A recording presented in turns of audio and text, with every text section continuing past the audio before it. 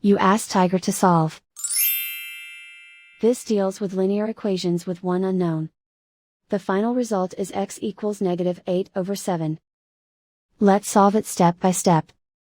Simplify the expression. Multiply the fractions. Expand the parentheses. Multiply the coefficients. Simplify the arithmetic. Break up the fraction. Find the greatest common factor of the numerator and denominator.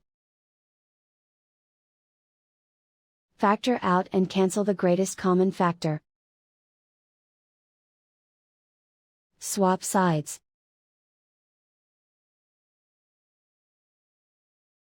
Group all constants on the right side of the equation. Subtract 15 from both sides. Simplify the arithmetic.